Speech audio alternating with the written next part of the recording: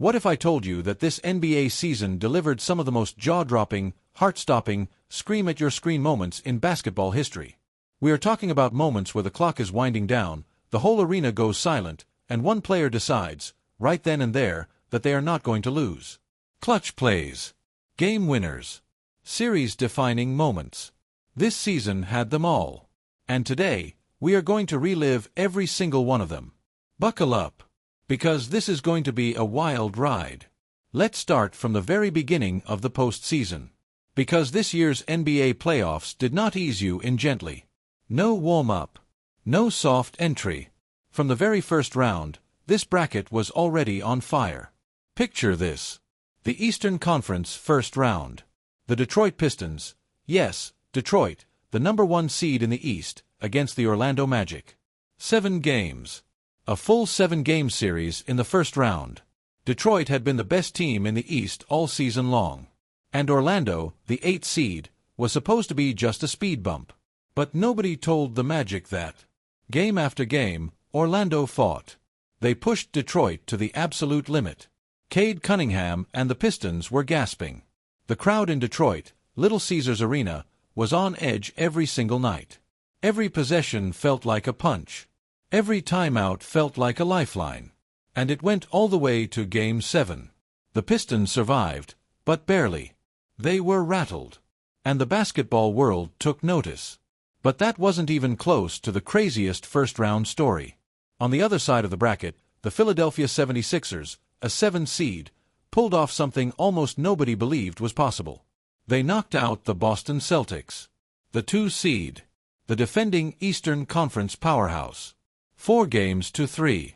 Philadelphia eliminated Boston. Let that sink in for a second. The Celtics, who had been one of the most consistent forces in the league for years, were sent home in the first round. And Philadelphia, the team everyone counted out before the playoffs even started, they were dancing. And in the West, there was a sweep that nobody forgot.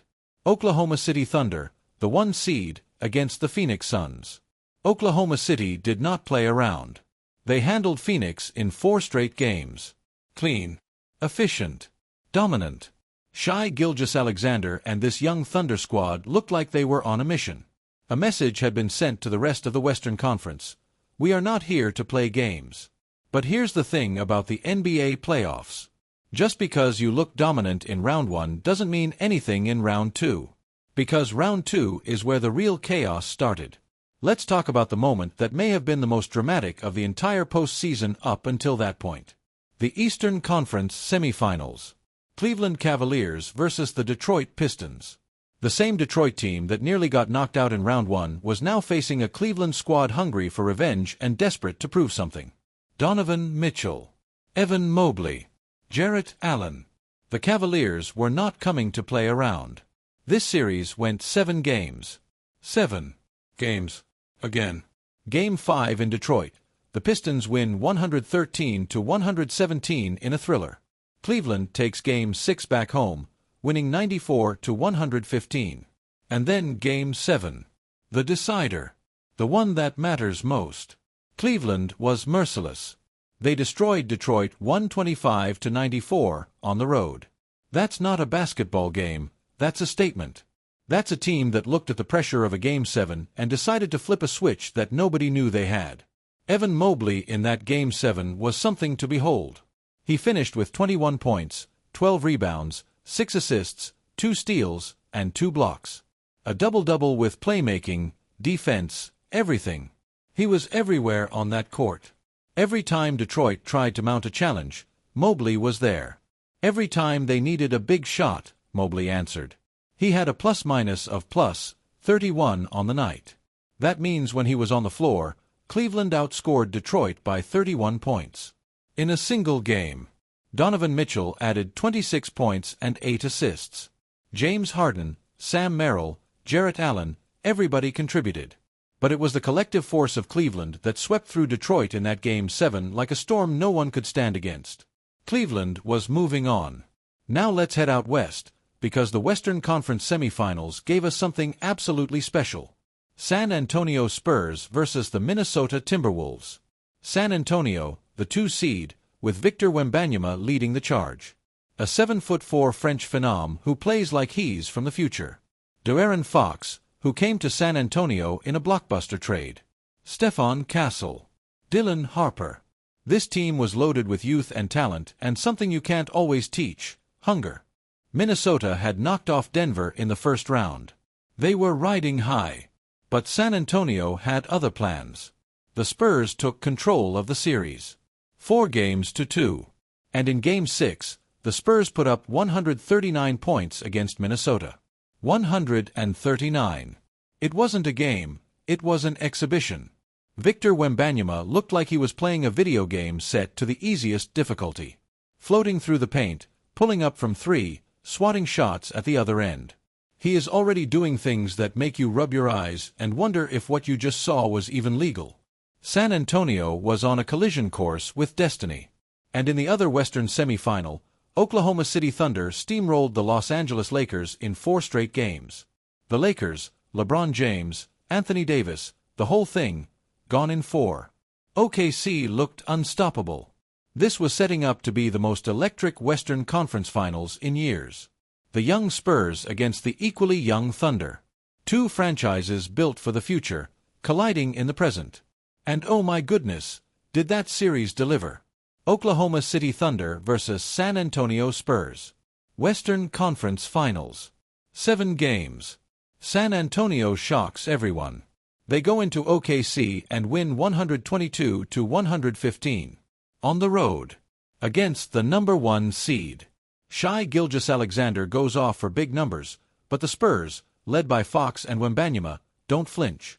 OKC bounces back at home, 122-113. SGA is locked in. The Thunder crowd in Paycom Center is electric. The energy in that building every single night was something that people who were there said felt unlike anything they had ever experienced. Games 3 and 4 split again.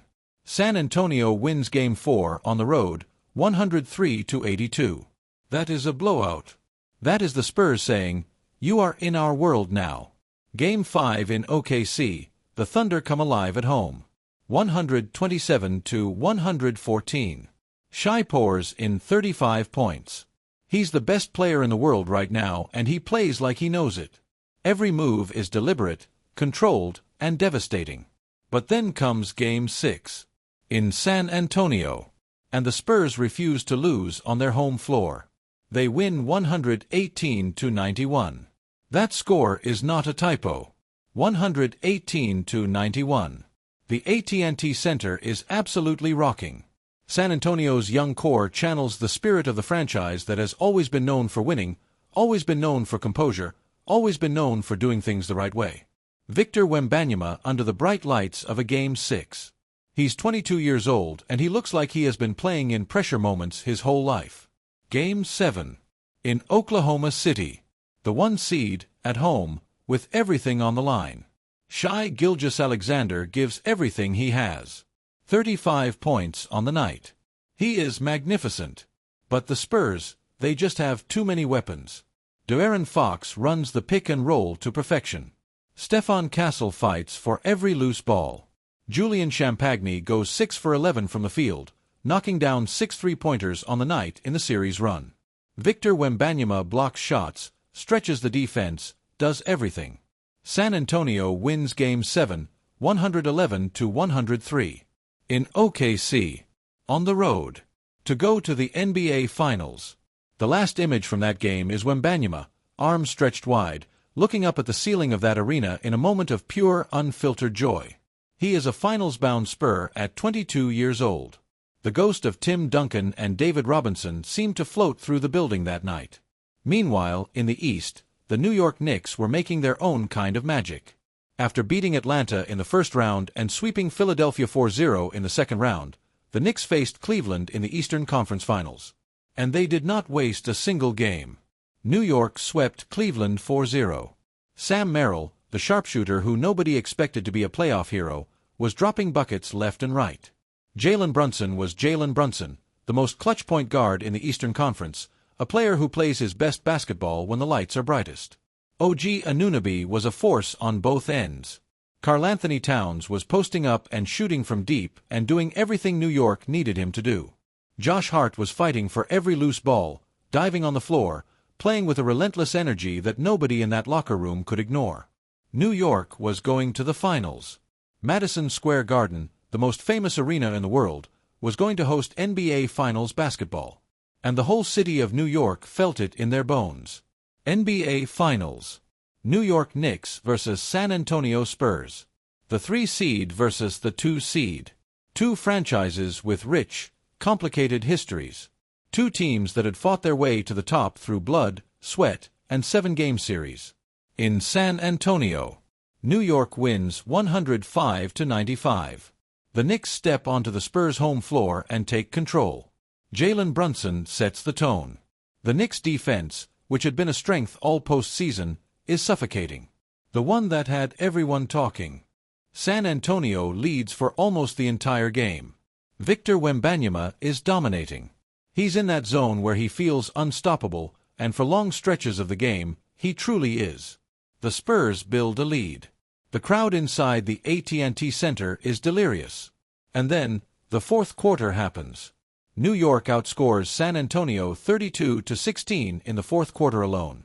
32-16. It is a comeback for the ages. The Knicks refuse to go away. Jalen Brunson, 36 points on the night, is making mid-range jump shots look like layups. OG Anunoby, who has been a revelation this entire postseason, is making shot after shot. He finishes with 33 points, shooting 10 of 15 from the field, 7 of 9 from 3. 7 of 9 from 3. In an NBA Finals game. In the fourth quarter. On the road. The final score, New York 105, San Antonio 104. 1 point. 1 single point. The moment that game ended, players on both benches just stood there for a second. Processing. Because what they had just witnessed was one of those basketball games that you do not shake off easily. Both teams played their hearts out. One team won by a single basket. Goes to San Antonio, who bounced back with a 115-111 win in New York.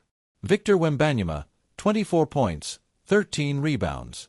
He plays with a controlled aggression that is genuinely rare in a player this young. De'Aaron Fox, 18 points and 7 assists, orchestrating the Spurs' offense with a kind of cool confidence that makes you forget he's still figuring out how to lead a championship team.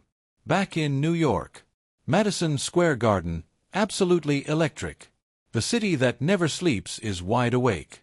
New York wins 107-106. 1 point again. 2 finals games decided by 1 point each. The basketball gods were putting on a show. Jalen Brunson, 36 points. The man is made for moments like this.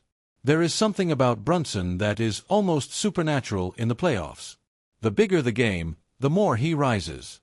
He was ice cold in those final minutes, pulling up from deep, getting to the free throw line, making every single play that mattered. OG Anunoby was masterful again, 33 points, 7 of 9 from 3, 100% from the free throw line. These two were the most unstoppable duo in the finals. Together they combined for 69 points in Game 4. On the night that clinched a 3-1 series lead for New York. San Antonio refusing to quit. Back home in the AT&T Center. The Spurs fight, play with pride, play with the heart that has defined their franchise for decades. But New York wins. 94-90. The final score. The New York Knicks are NBA champions. For the first time in over 50 years, New York is celebrating a championship. Let that number sink in. Over 50 years.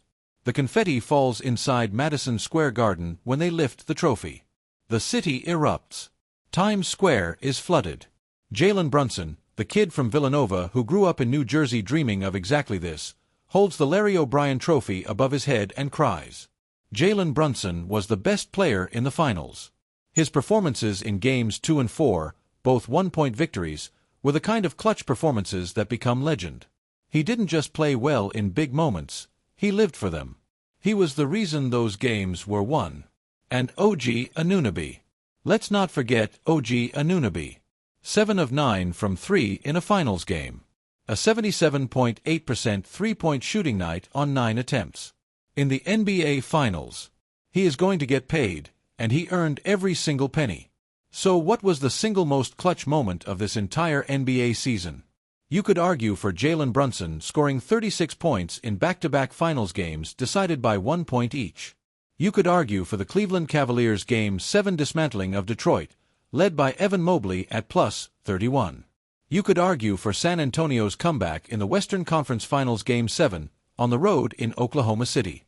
You could argue for OG Anunoby's shooting performance in 2 separate 1-point finals victories. But here's what all of these moments have in common. They all came from players who were not afraid. Players who looked at the pressure, looked at the moment, and decided to be the ones who wrote the ending of the story. That is what clutch is. It's not just making shots. It's not just playing well in big games. It's the ability to look at a moment that most people would shrink from and decide, no, not tonight. Not on my watch. I am going to be the reason we win. Jalen Brunson did it. Evan Mobley did it. Victor Wembanyama and De'Aaron Fox did it. They just ran into a Knicks team that had a few more of those moments than they did. And the New York Knicks, a franchise that had not won an NBA championship since 1973, did it on the biggest stage in basketball. This was the 2025 to 2026 NBA season. A season of chaos, of upsets, of moments that will be talked about for decades. A season that proved once again that in basketball, nothing is ever truly over until the final buzzer sounds. Nothing is decided until that last shot goes up or doesn't go up, until that last free throw drops or rattles out, until the clock hits all zeros and one team is standing and another team is walking to the locker room trying to figure out where it all went wrong. The shots will be forgotten someday. The stats will get buried in record books. But the feeling of watching these players refuse to give up, refuse to accept defeat, refuse to let the moment be bigger than them, that never goes away. That is the beauty of basketball. And this season had it in abundance. See you next season.